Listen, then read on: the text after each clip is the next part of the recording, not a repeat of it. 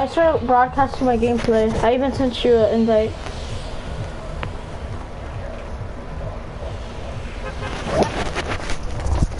I'm gonna watch a YouTube video while I, do this.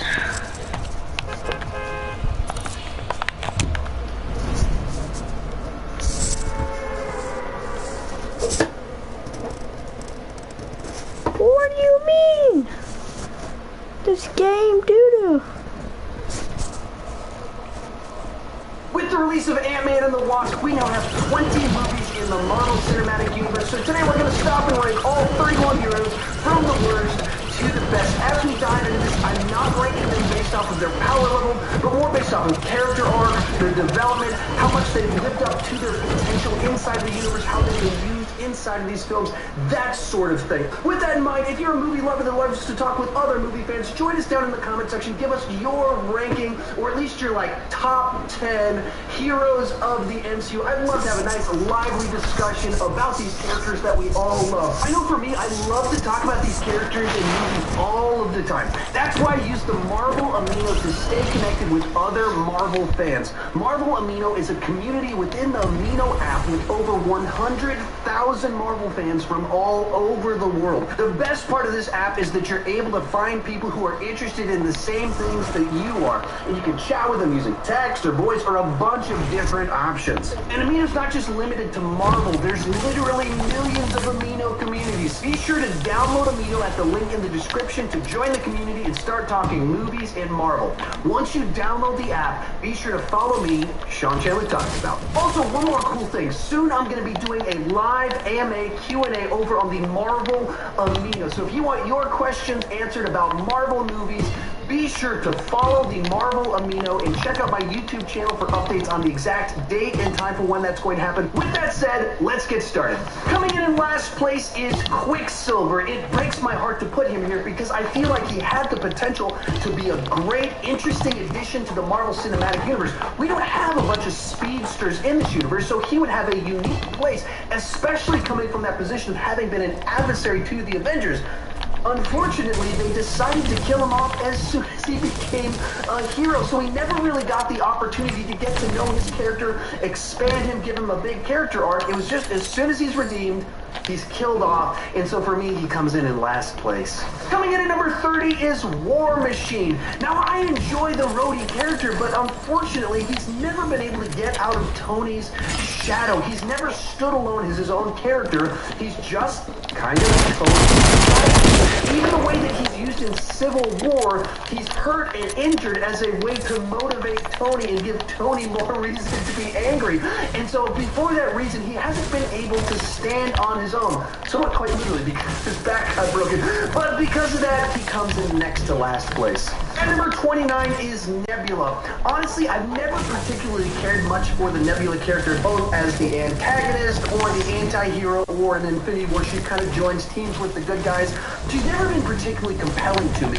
Even though she has this backstory that ties to Gamora, to Thanos, she has motivation for her actions, she should be a lot more interesting to me than she is. And I think part of that is she just feels kind of like a third-rate Loki that hasn't been handled nearly as well. At 28 is Falcon. This is another character that I actually like the character quite a bit. I think the way that he's played makes him come off strong. He's someone that's not intimidated by Captain America. The only reason he's this low on the list is he's very much a side character to Captain America. He's a sidekick to Captain America. Thus far, the way he's been used, he hasn't gotten that opportunity to be in the spotlight, have his own big character arc. And for that reason, even though I like the character as he has been used, he's not one of the great standout characters yet. 27 is Hawkeye, the most underused member of the original set of Avengers. For whatever reason, they just keep underwriting Hawkeye. Other than in Age of Ultron, where he had the little bit with his family where it's like, see, he's got a backstory. Other than that, he's been very underutilized. In the original Avengers, he was a bad guy until the third act of the movie. He doesn't even show up in Infinity War, and they just have some throwaway line covering why he's not in the film. And so even though, once again, Jeremy Renner plays him in a way that makes him interesting, but they haven't done enough with him. Coming Coming in at number 26 is Shuri, another fun character that just brings a youthful energy to these movies, much like, kind of like what Spider-Man does, and having the perspective of a teenager in this world of heroes and supervillains. She brings a youthful, pure innocence to the franchise. The problem here is that, once again, she's a side character to her brother, Black Panther. Granted, she gets in on the action at the end of Black Panther in the third act there. She's also one of the smartest characters in the entire Marvel Cinematic Universe, but she hasn't been given her own standalone story yet to kind of develop her and give her a story arc in and of herself. Coming in at number 25 is Wong. Of all the characters on this list, he might have the smallest amount of screen time, and he has one of the more subtle personalities of the list, but at the same time, that's what makes him interesting, because he still has such a great screen presence in relationship with Doctor Strange, the way he's able to play off of him without personality that screams attention to me. No, it's like the little subtleties and nuances of what he does that makes him interesting in this nice little addition to our list of heroes. And number 24 is Mantis. Now, this is a character that's probably used a little bit too often at the butt end of jokes, but at the same time, she has such a almost sweet relationship with Drax, with the way they interact with one another, and you can see there's this fondness there, even though he's just constantly cutting her down. But at the core of it, that's just who he is. And also, her addition to the Guardians just kind of shows the way that they really are this band of orphans coming together, forming a new family. Number 23 is Vision. Now, this is a frustrating one because he's such a powerful character with an interesting backstory in his creation with the Infinity Stone and everything involved with it. And then they've underutilized him, especially in Infinity War, where they seem to nerf him in the first act and sideline him for the rest of the movie. I went into that movie thinking he was going to be this major, big part and do some really cool stuff, and instead, he was laying in a bed most of the entire movie. So hopefully we can redeem him and give him more of an arc in future films, because there's so much potential here for him to be this amazing, amazing hero. Number 22 is Bucky, or the White Wolf. Now, Bucky is an interesting character because of the arc that he's taken throughout these movies, from being the guy protecting Steve Rogers before he was Captain America, to being a villain in the Winter Soldier that was brainwashed, to an anti-hero, and then being redeemed back again as the White Wolf battling in Infinity War. But with the character, he's a lot more interesting as the anti-hero or as the villain who's in a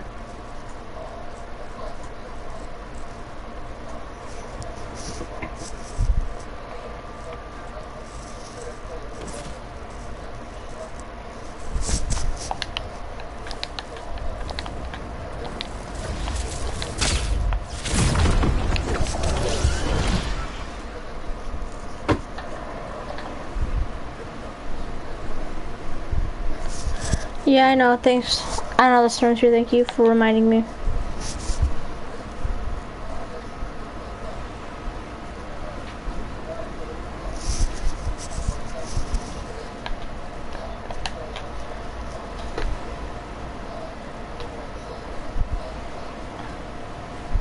Actually, I want you to join, but like I feel like I want to get off though, right after this game.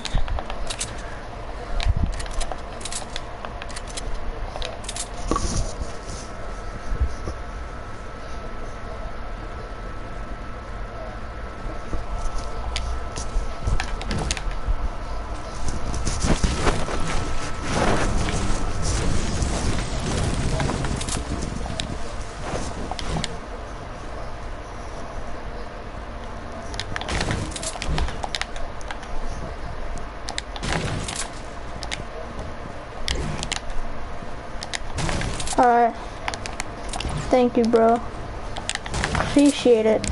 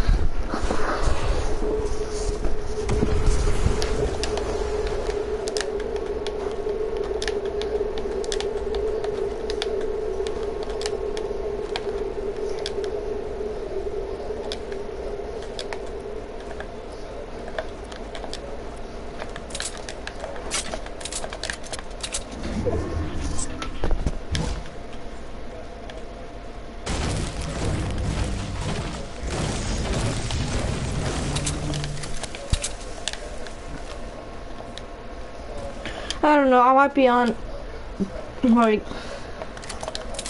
I might be on later today or like tomorrow. But I might be on today. Yeah. I need to eat too, so.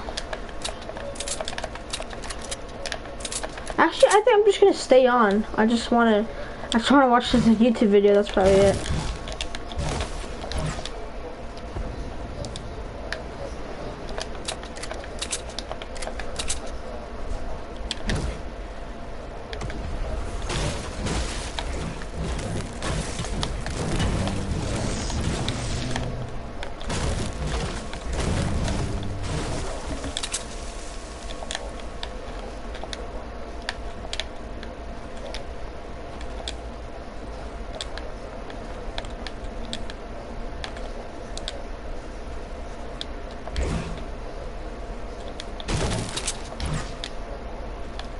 A slurp would be perfect for me right now.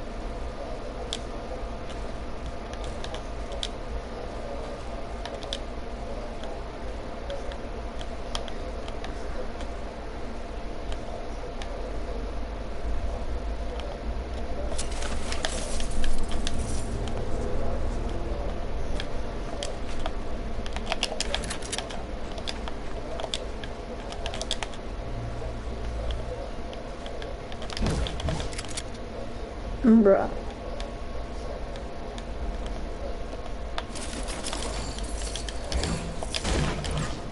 Come on, one more.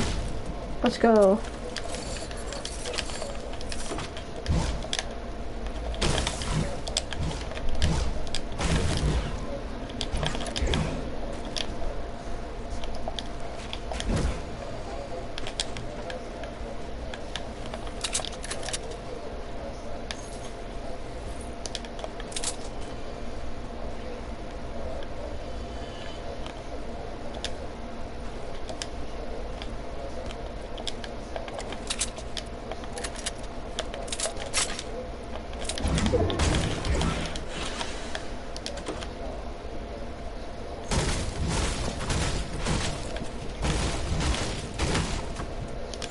Oh, all I needed. You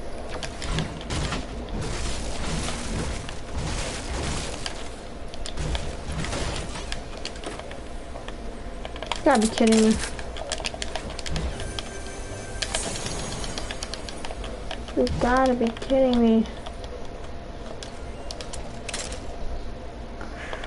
It was tough.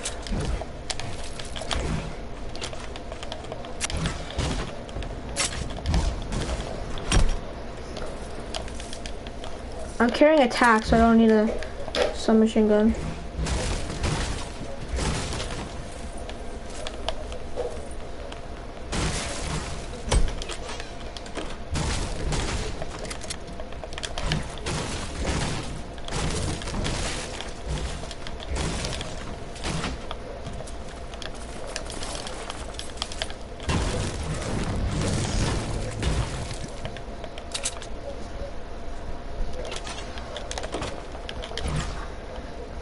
I gotta pay attention.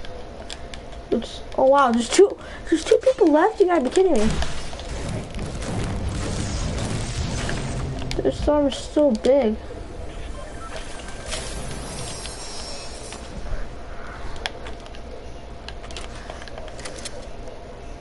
I'm gonna choke so hard.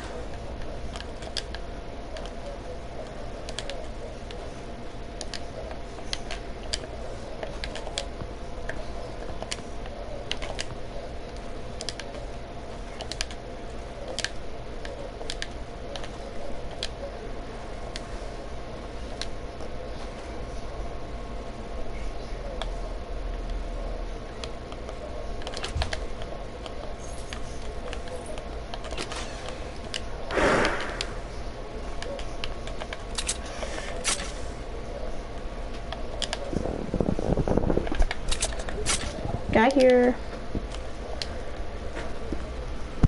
I don't even deserve this win.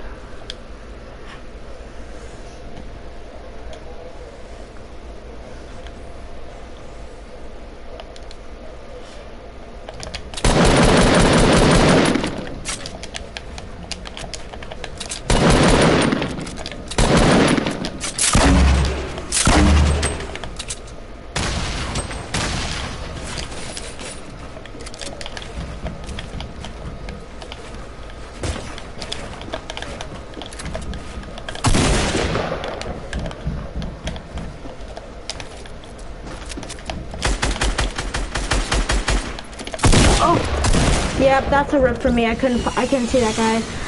Ah, that's annoying. That's so annoying.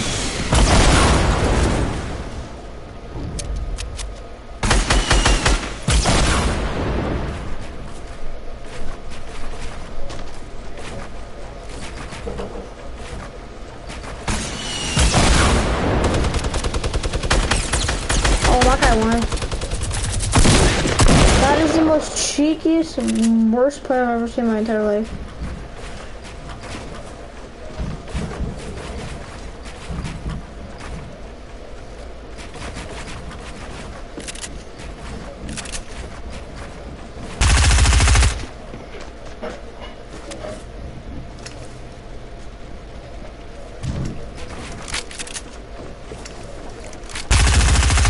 Alright, you just this guy.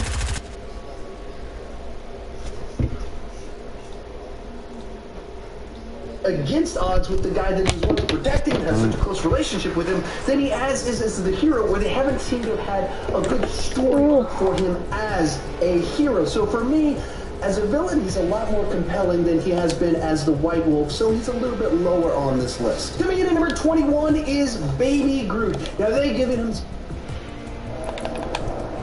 Hello?